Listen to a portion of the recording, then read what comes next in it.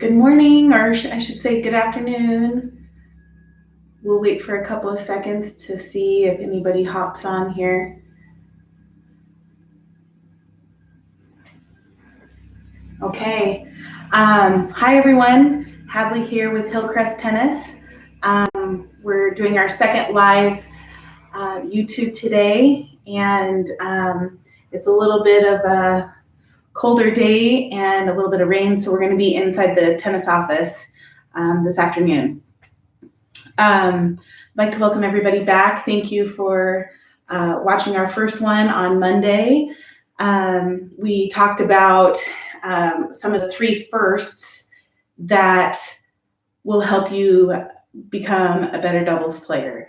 And to recap those, that's the first serve, a first return, and then that first volley. We will be touching those concepts today, but in a little bit different, in a different way. We're going to be talking tennis statistics today, and then also what our game plan is to help boost our tennis stats so that we can have more wins. We can start winning more points, more games, more sets, and more matches, which I think everybody would love to see. So that being said, we're going to get started. If you do have a comment, or if you're here, let me know in the comment section, and I'll do my best to answer those and to recognize you if you do make a comment. All right, here we go. So today we're going to talk about, there's so many statistics out there that we can touch on, but today specifically we're going to talk about rally length, and also court positioning and the percentages won in certain positions on the court. So first of all, I hope you guys can see this, but we're going to talk a little bit about our rally length. So we have we've got 0 to 4 shots, 0 to 4 shots, 5 to 8 shots, and then 9+ ball rally. Okay, so those are kind of our, how we're breaking it up. All right, so if you have some pen and paper, go ahead and take some notes.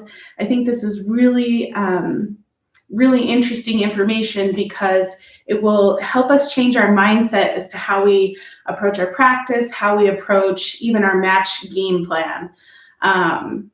So here we go. All right, so the first 4 shots include the serve, the return, the server's first shot, and then the returner's first shot. Okay, so we'll be referring to that as serve, return, serve +1, and then return +1. Okay, so that's how we'll be referring to those terms. Okay, so we're going to talk about what percentage of maximum 2 shots from each player was won in the 2015 Australian Open. Okay, so this is the percentage of games or points won with our definition here of 4 shots. Okay, so if you have that, write that down, and then we'll see what you get. All right, so that number is going to be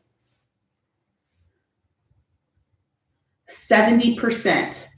70% of points won were won within the first 4 shots. That's a lot of points. That's a big percentage. Okay, so that means that, anywhere from the serve and a missed return, or the serve, return, serve +1, return +1, and then the ball was missed. So anywhere in that range, 70% of the points won were within those 4 shots, first 4 shots. Okay, so now we're going to look at the rest of these. So now we're going to look percentages won within the first 4 shots, without, not at the Australian Open, but just across the board. Okay, so we're looking for shots per person, so that's 0 to 4, okay, and then 5 to 8, and then 9 plus. Okay, so we're looking at, so see if you can kind of look. So we're going to go down here. So we're going to go percentage won is going to be 91%. Okay, 91% of the points won across the board are 0 to 4 shots. Okay, once you get into the 5 and 8 shot rally, that's where, when we get into the 5 and 8 shot rally, we're really thinking about strategy. So that's where the strategy and kind of the whole pattern of play happens. And 66% of points won happen in that 5 to 8 ball range. All right, and then the 9 plus, okay, there's 55% points won. So really, it's about even. So you can win or lose. Once you get into that 9 plus ball rally, it's really a 50-50 chance if you're going to win the point. So we're really looking at, this is the meat of our information, and what we're really wanting to try and focus on. Okay, so our winners and errors occur obviously in those first 4 shots, and 33% of double faults or returns missed are 33% of our sport. So we're really that front-loaded sport that is super important for us to focus on, because if you think about it, if we're missing and we're double faulting, missing a first serve, or if we're obviously missing our second serve, we're double faulting, we're losing a mass amount of our percentage. And then if we don't get that return in, now we're in some serious trouble. So if we can really focus on getting that first serve in, or even that second serve, and then also making that return, we're going to start winning about 90% of our points. So let's also talk about what our average rally length is. All right, so if you think about it, the average rally length within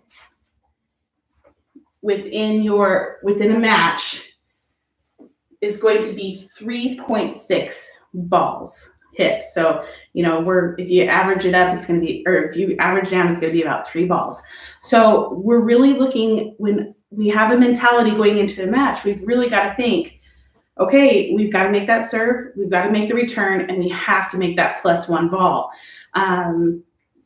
We've got to get that ball in play and give the other team or other player an opportunity to miss. Give them that opportunity, because as the statistics show, 70% of the time they are going to miss the next ball.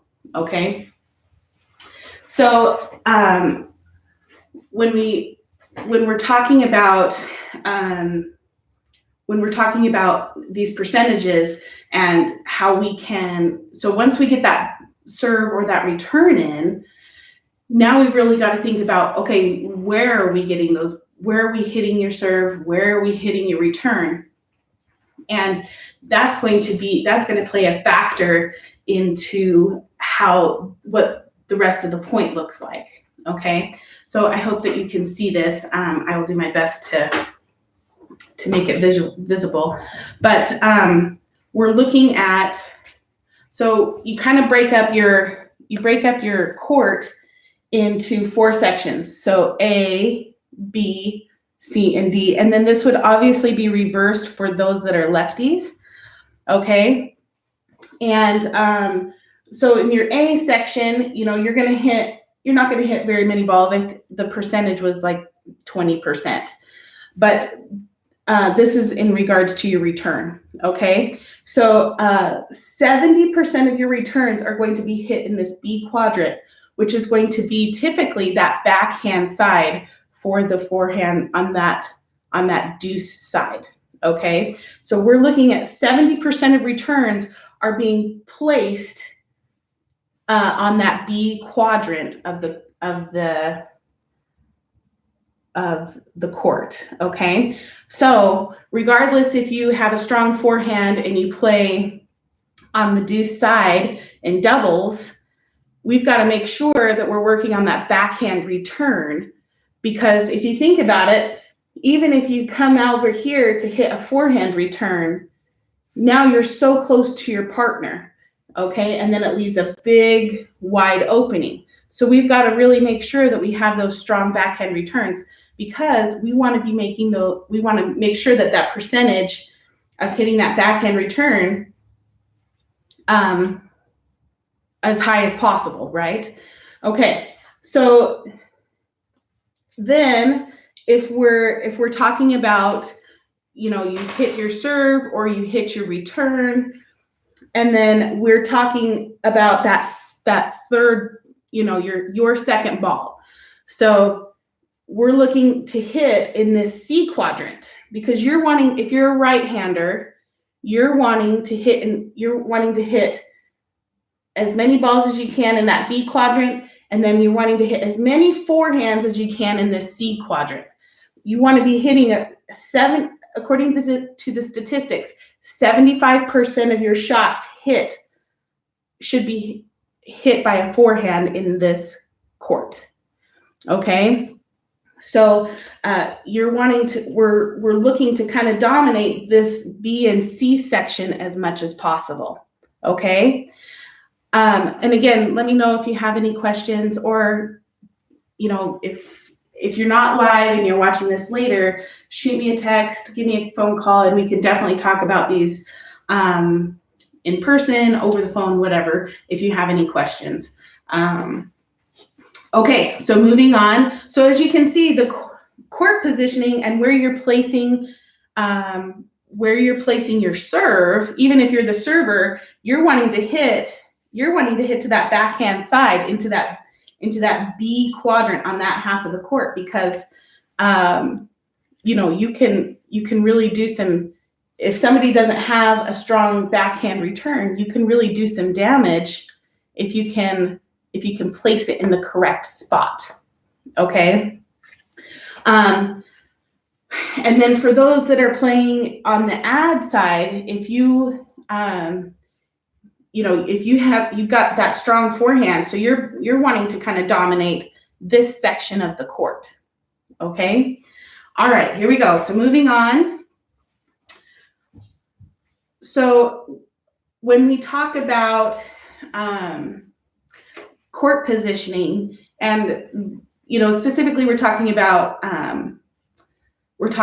doubles here, but all of this applies for singles as well.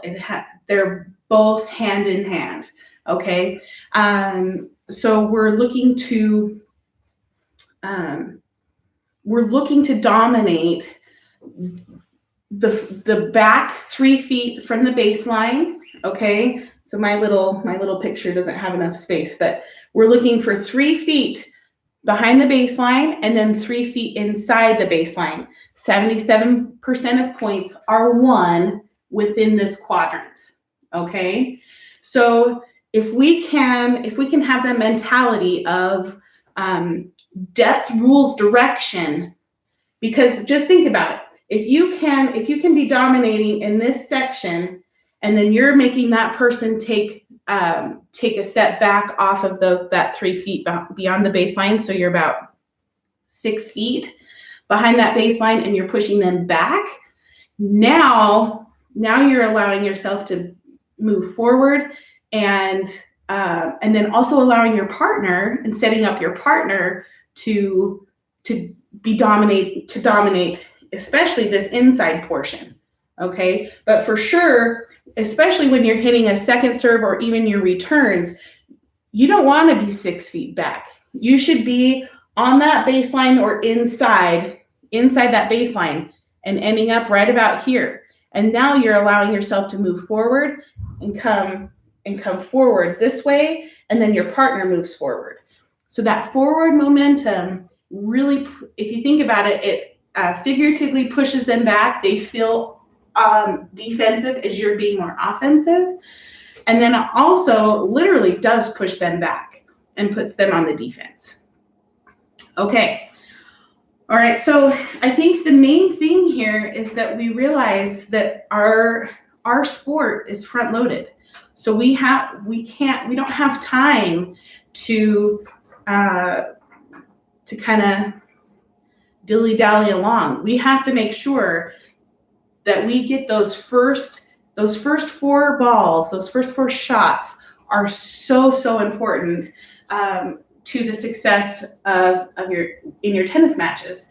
And it's just like saying, serve, return, catch the ball.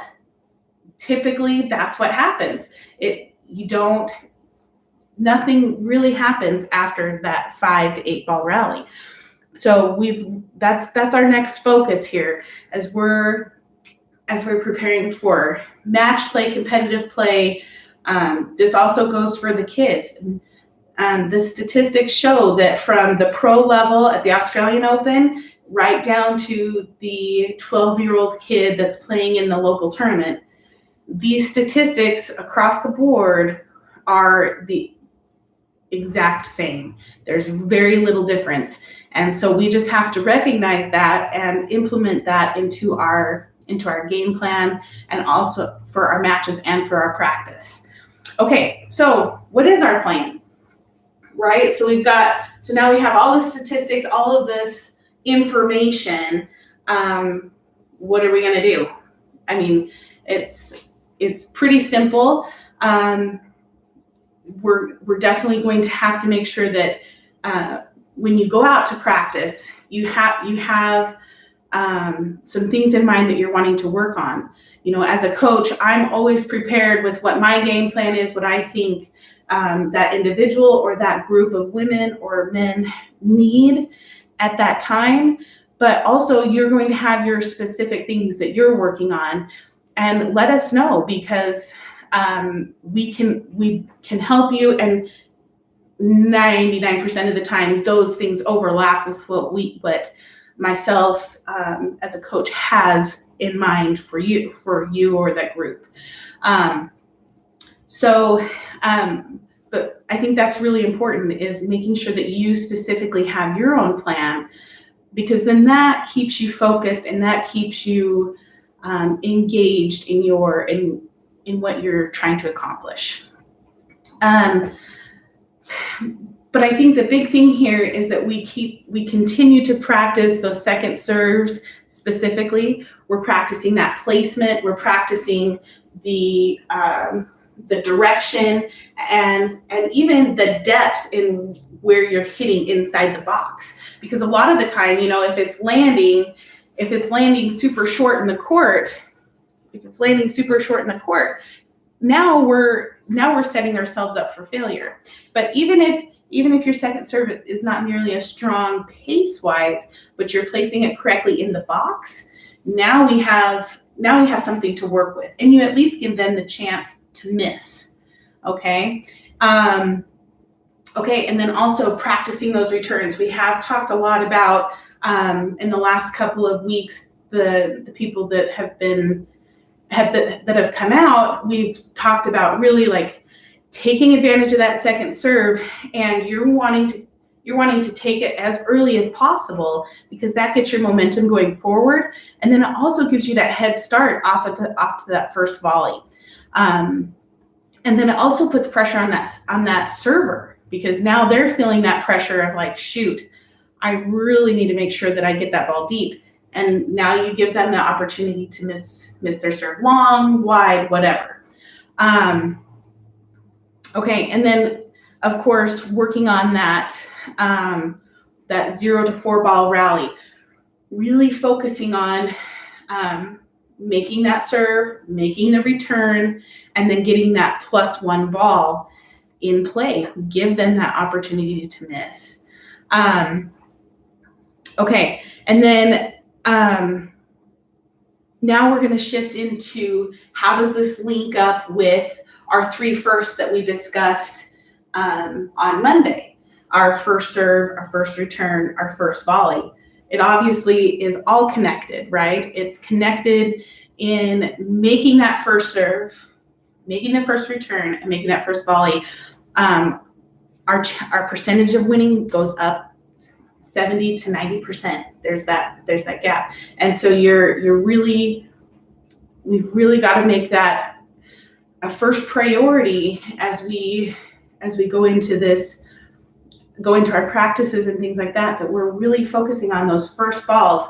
When I have you ladies, or even men, when I have you hit your serve and you're practicing that serve, the return, and then that first volley, and really that's such an important shot, because if you think about it, that as a doubles partner, your job is not to hit a winner. Your job as a good doubles partner you're not going to be the Kobe Bryant or the Michael Jordan. Your job is to make the assist. So be that team player and say, I'm going to hit the shot to make that other team let you hit a winner. Okay? So you're looking to set up your partner. You're always looking for the assist. So you're always looking to place the ball, and you're looking to place the ball deep. You're looking to place the ball in the spot where it's best for your partner to set up your partner to win the point. Okay, so when you're serving, you want to make sure that you're either serving, you got to serve it deep inside the box here, or you've got to make sure that you serve it out wide, or you can definitely hit it to the middle more in that B quadrant, right? So you're looking to kind of serve it here so that it kind of goes into their body. Okay. Now, when you're returning, you are always looking to be in right about here. You're going to make contact here, right about here, and then you're looking to close in, and you've got to book it. And we want to get you inside that service box about halfway or even closer.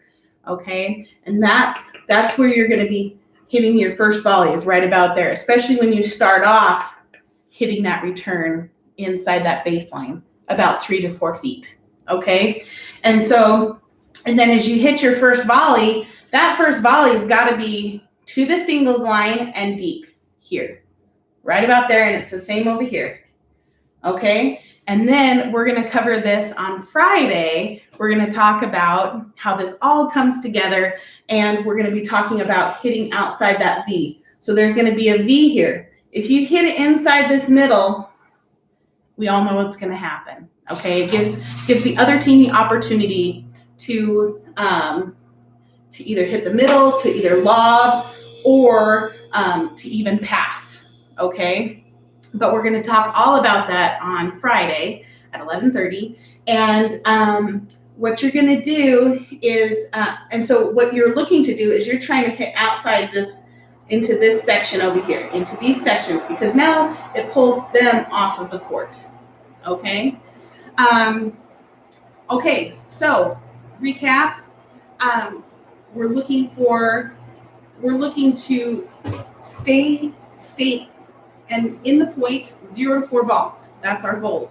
We got to stay in those points so that our percentage of winning the points will go up. Winning the points roll into games, obviously, and then game sets, and then matches. And as we change our mentality, and as we change our focus to these 0 to 4 balls, I really think that our practices are going to change. Our match results will change, and it's way more fun to play like this. It makes you more aggressive. It makes you a stronger doubles player and a stronger singles player. And so anyway, so we're working on that second serve, second serve return, and then also hitting that first ball to the correct spot, nice and deep, and to set up your partner to hit that winner. Thank you so much for joining in. I appreciate you all. Let me know if you have any questions, and please join us on Friday at 11:30. We'll be talking more about all of this, and Hope you have a wonderful day, and we'll talk to you soon. Bye-bye.